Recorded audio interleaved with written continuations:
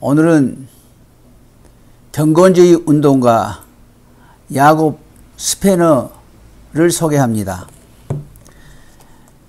종교개혁이 일어난 후 얼마 동안 독일 개신교는 개인적인 믿음과 체험을 강조하므로 로마교의 형식주의에 대한 혁명을 가져왔었습니다. 그런데 1세기가 지나자 개신교회 내에도 차츰 형식주의가 자리를 잡고 교회 생활이 건조하게 되어 갔습니다.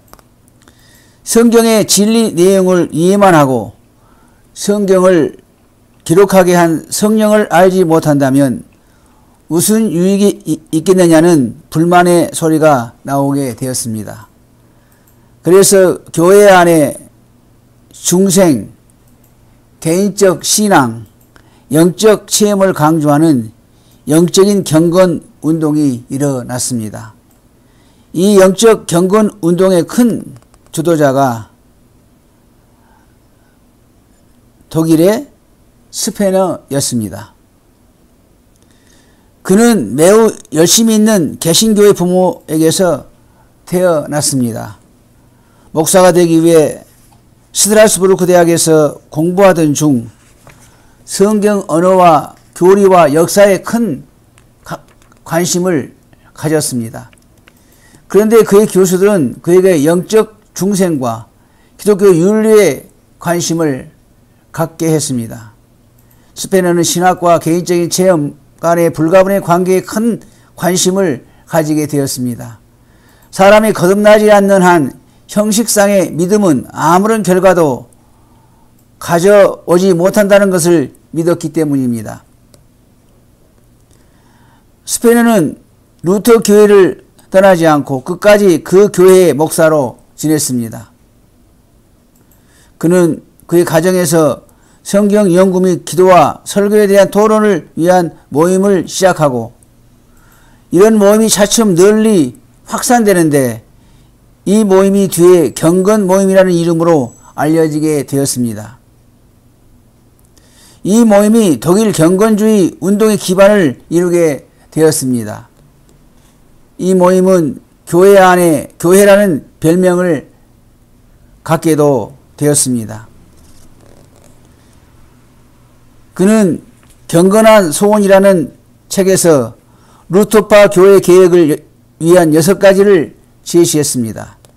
이는 개인적인 신앙을 위한 깊은 성경 연구, 많은 제사장직의 실제적인 표현, 사랑과 직성에 관한 강조, 지성에 대한 강조, 신학적인 논란의 승리보다 진리에 대한 탐색, 높은 도덕적 표준을 가진 대학의 재편성, 복음 설교의 부흥이었습니다. 2년 후에는 다른 소책자들을 통해 모든 기독교인들이 성경을 공부하고 설교를 성경 말씀으로 시험할 것을 촉구했습니다. 스페너는 교회가 신자들의 만인 제사장직 개념을 심각하게 받아들이고 경건한 모임에서 일반 신자들에게 책임을 줄 것도 제시했습니다. 목사가 중요하지만 목사가 영적 양육에 대한 전 책임을 지지 않았다고 그는 생각한 것입니다. 개인주의에 대한 두려움을 물리치고 교회가 개인적인 경험을 강조해야 한다고 했습니다. 교리만의 강조는 죽은 신앙의 결과를 가져온다고 보았던 것입니다. 목사는 성경과 신학을 연구할 뿐만 아니라 일반 신자들에게 어떻게 다룰 것인지도 익혀야 한다고 했습니다. 그리고 헌신적인 사랑의 생활을 보여주지 못하는 목사는 회중을 그런 방향으로 이끌어갈 수 없다고 했습니다. 또 그는 또한 목사들이 성경의 진리를 생활에 적용하는 설교를 하게 하고 단순한 강의 대신 하나님 백성에게 감동을 주어야 한다고 했습니다.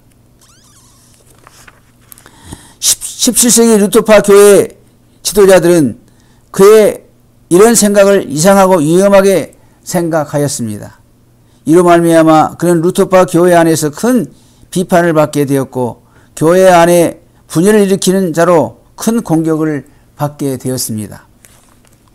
스페너는 1686년 프랑크푸르트를 떠나 드레스덴에서 왕실 설거자가 되었는데 거기서 그는 라이프치히와 비텐베르크 대학으로부터 큰 반대를 받았습니다. 1691년 베를린으로 옮기게 되었을 때 뜨거운 환영을 받았습니다. 그러나 그는 1695년에 거기서 경건주의를 선호하여 교회를 소홀하게 하였다는 이유로 비텐베르크 대학 신학부에 의해 공적인 고발을 당하기도 했습니다. 그는 새로 설립된 할례 대학의 교수가 되고 이후 30년 동안 할례 대학을 경건의 운동의 중심지로 만들었습니다. 이제 할례는 프랑케의 지도 아래 전도와 선교의 중심이 되었습니다.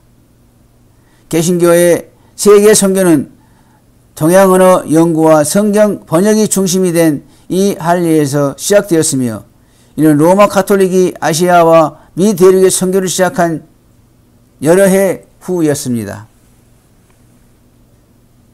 당시 독일의 루터교 세계는 스페인의 계획 프로그램을 교회 생활에 대한 큰 위험으로 생각했지만 일반 신자 세계는 큰 기쁨으로 받아들였습니다.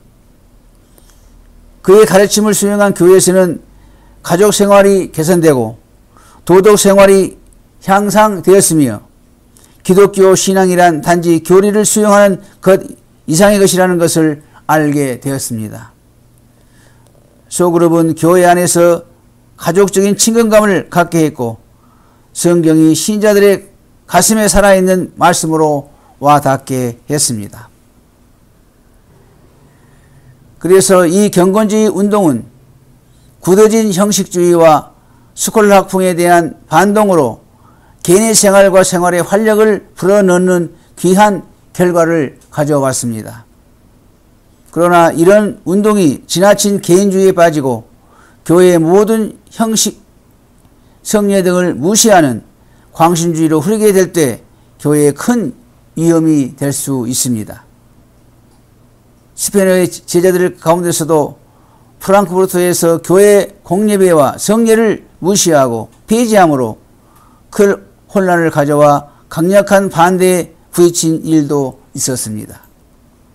교회의 바른 생활과 발전은 언제나 지성과 영성이 균형을 이루는 데 있는 것입니다.